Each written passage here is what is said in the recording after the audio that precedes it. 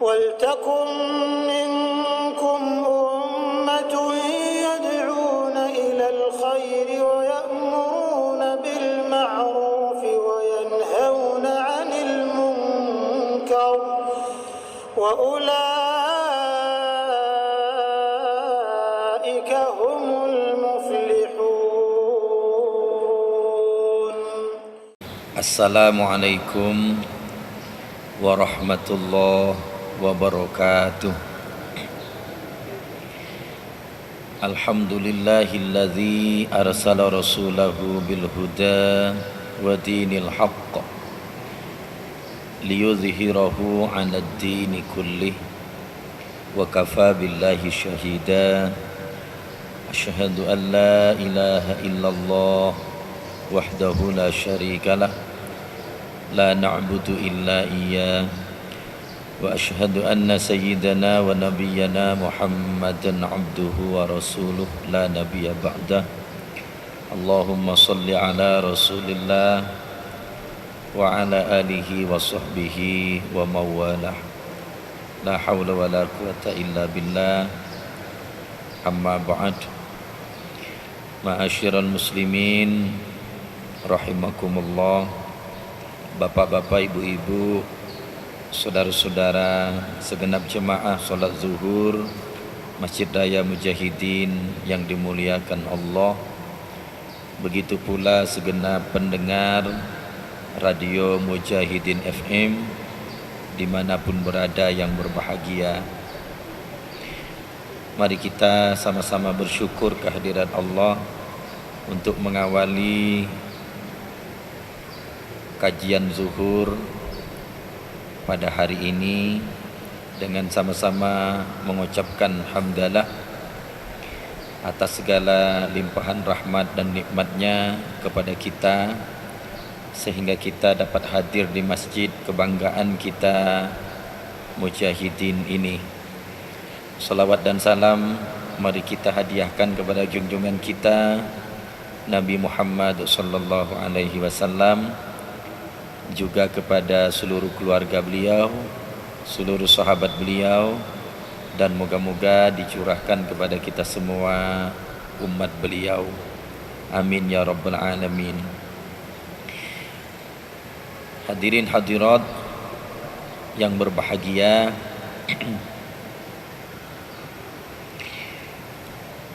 pada kesempatan kajian zuhur yang singkat ini, izinkan saya menyampaikan sebuah wasiat seorang ulama yang bernama Syekh Abdul Aziz bin Baz. Ini seorang ulama kenamaan Timur Tengah, memberikan wasiat kepada kita kaum muslimin dan muslimat dimanapun berada. Wasiatnya adalah untuk tidak meninggalkan 3 buah doa yang kita baca pada saat kita sujud, utamanya di sujud yang terakhir. Ini wasiat dari seorang ulama meminta kepada kita jangan sampai lupa 3 doa ini dibaca pada saat sujud terakhir. Kalau di semua sujud mungkin terlalu panjang sujud kita, makanya kita milih di sujud terakhir saja.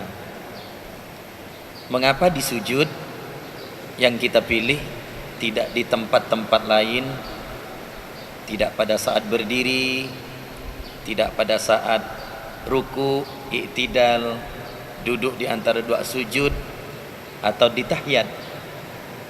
Mengapa kita pilih di sujud? Atau wasiat ulama ini menyuruh kita membacanya di sujud? Karena sedekat-dekatnya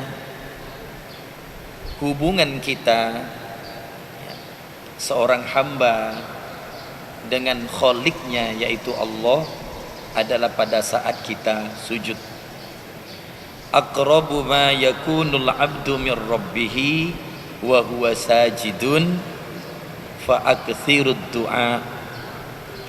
Itu hadis diriwayatkan oleh Imam Muslim. Sedekat-dekatnya seorang hamba dengan Tuhannya yaitu pada saat dia sujud. Fa aktsirud du'a, maka perbanyaklah doa. Jadi pada saat sujud itu kita diminta banyak berdoa. Mengapa? Saat sujud itulah hubungan kita, ya, seorang abid dengan Allah sang ma'bud itu paling dekat. Tidak ada yang lebih dekat dari itu. Ini kata Nabi sendiri. Jadi kalau kita ingin mendekatkan atau mengakrabkan hubungan kita dengan Allah sang Khalik kita, maka pada saat sujud itulah. Makanya Bapak dan Ibu jangan heran kalau Nabi itu melakukan sujud itu begitu panjang. Begitu panjang. Nah, saking panjangnya hampir-hampir menyamai ketika beliau berdiri. Bayangkan itu Pak. Berdiri ketika sholat itu kan sangat panjang. Kalau surah yang dibaca itu panjang, Nabi rukuknya, sujudnya itu mirip dengan berdirinya. Itu luar biasa. Padahal kan kalau kita membaca tasbih yang normal saja itu kan tidak panjang. Subhana rabbiyal azim misalnya 3 kali, tidak panjang. Sama dengan sujud tidak panjang. Subhana rabbiyal a'la 3 kali, tidak panjang. Tapi karena diselipkan di dalamnya doa, maka menjadi panjang dia. Dan itu diperintah oleh Nabi. Fa'aktsirud du'a, perbanyak doa. Nah, jadi doa apa saja? Ya, doa apa saja. Suruh banyak-banyak berdoa di situ. Karena hubungan kita dengan Allah akrab, paling dekat. Itu. Kalau sudah dilukiskan begitu, Pak, maknanya adalah sangat besar kemungkinannya apa yang kita doakan, apa yang kita minta kepada Allah itu didengar oleh Allah. Nah, itu. Karena dekatnya hubungan kita. Memang Allah itu maha mendengar, Pak. Jangankan yang kita lahirkan lewat suara, yang kita sembunyikan di dalam lubuk hati kita yang paling dalam pun Allah tahu. Wa in tubdu ma fi anfusikum aw tukhfuhu yuhasibukum bihillah. Yang dilahirkan, yang disembunyikan, oh semuanya itu diketahui oleh Allah dan akan dihitung oleh Allah. Nah, termasuk doa. Itu. Ini mengapa dibaca di dalam sujud. Nah, sekarang ulama. Ini ulama yang menyuruh kita. Kalau bukan kepada ulama, kepada siapa kita belajar? Dan kepada siapa kita mengikuti? Lang ulama itu adalah pewaris sah Nabi kita. Al ulama warasatul anbiya. Ulama itu pewarisnya Nabi. Makanya jangan heran kalau kemudian ada ulama dilecehkan, ada ulama direndahkan martabatnya, bahkan dizalimi. Ini ramai-ramai orang melakukan pembelaan. Mengapa? Membela ulama hakikatnya membela Nabi. Mengapa? Karena ulama itulah penerus Nabi. Ya. Ulama itulah yang meneruskan dakwahnya Nabi. Tanpa ulama, siapa yang akan mendakwahkan Islam ini? Ya. Berkat tangan-tangan ulama lah Islam ini menjadi nyebar kemana-mana. Makanya wajar, ya, jika ada ulama dihina, orang ramai-ramai melakukan pembelaan. Ya. Karena itu kebanggaan kita, ya. Kepada ulama kita mengikuti jejak.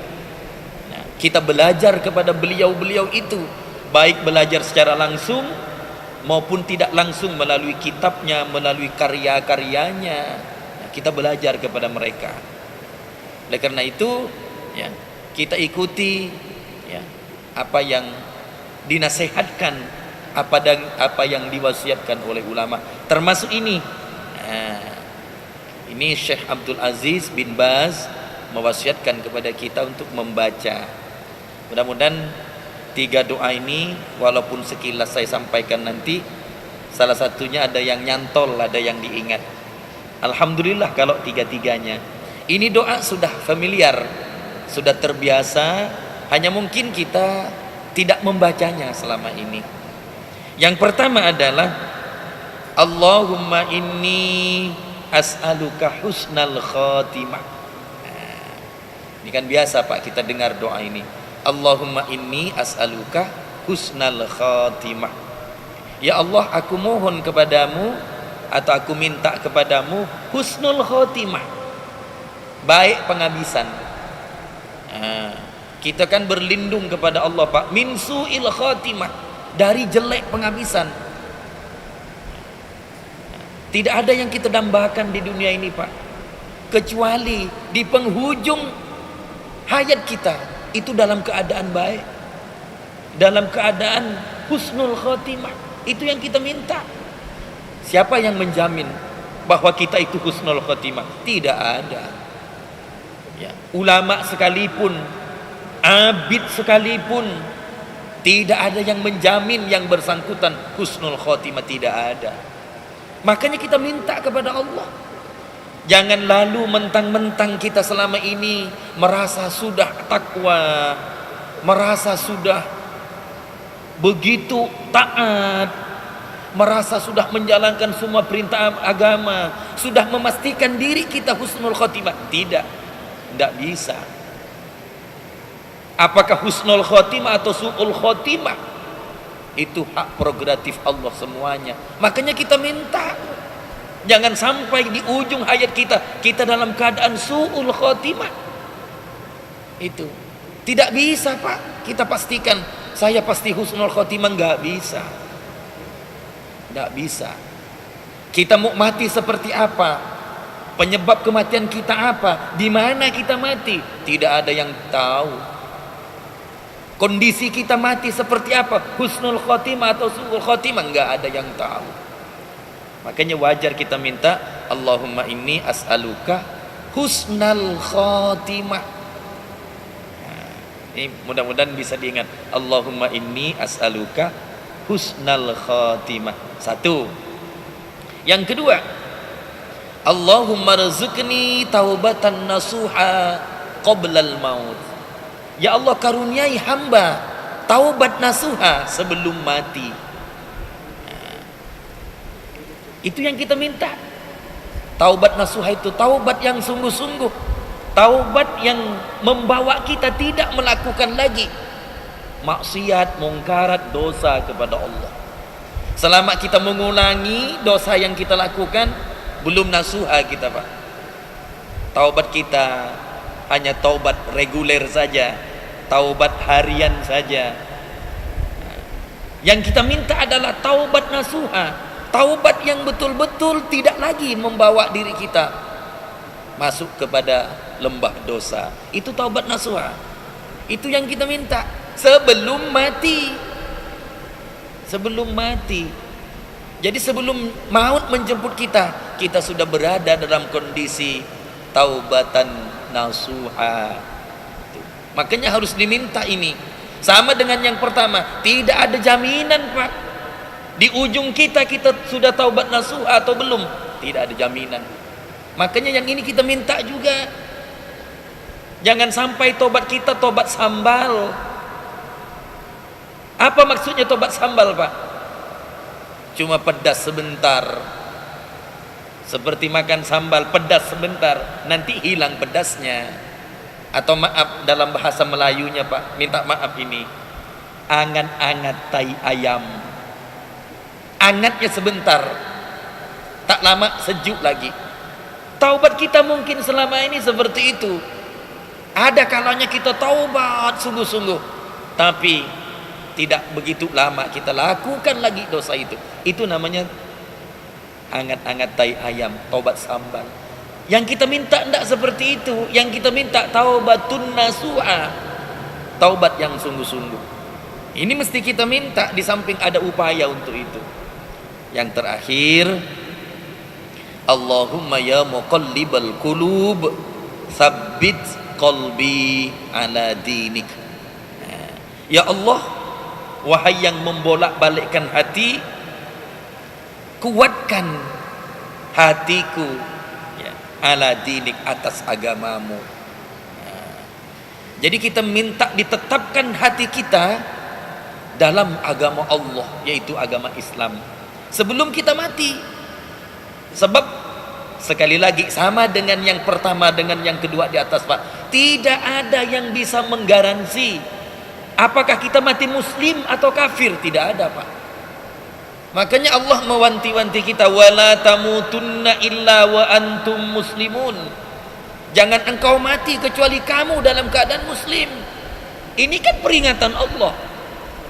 Artinya apa? Begitu banyak orang yang ketika sehat, ketika hidup dalam keadaan muslim, tapi begitu ajal menjelang, berubah hatinya, berbalik hatinya, menjadi ingkar kepada Allah. Kata Nabi, ya, nanti akan ada satu masa, ya, ketika pagi orang muslim Islam, sore sudah kafir. Ketika sore muslim, pagi dia kafir. Begitu fluktuatif, begitu mudah berubah, karena hati ini memang mudah berubah. Makanya kita minta, ya muqallibal qulub, wahai yang membolak-balikkan hati, sabbit qalbi, tetapkan, kuatkan hatiku ala dinik, atas agamamu. Ini yang kita minta ya. Di akhir hayat kita tetap membawa Islam, membawa iman. Ini 3 doa yang sangat penting, Pak, untuk kita amalkan ya. Kalau tak sempat dibaca ketika kita sujud, bacalah dimanapun kita ada kesempatan ya. Allahumma inni as'aluka husnal khatimah. 1, Allahumma rizukni taubatan nasuha qoblal maut. 2, dan yang terakhir, Allahumma ya muqallibal qulub sabbit qalbi ala dinik. Mudah-mudahan bisa dihafal semua. Kalau tidak ketiga-tiganya, mudah-mudahan salah satunya. Dan supaya tidak hilang ya, langsung amalkan. Itu caranya ya. Ilmu tidak bakal hilang ketika kita memakainya dalam kehidupan sehari-hari dengan cara mengamalkannya. Demikian, mudah-mudahan berfaedah bagi kita. Mudah-mudahan pahala yang kita baca doa ini disampaikan kepada ulama yang memberikan tausiah kepada kita untuk mengamalkan doa ini, yaitu Syekh Abdul Aziz bin Baz. Terima kasih atas segala perhatiannya. Mohon maaf andai kata ada hal-hal yang tidak berkenan.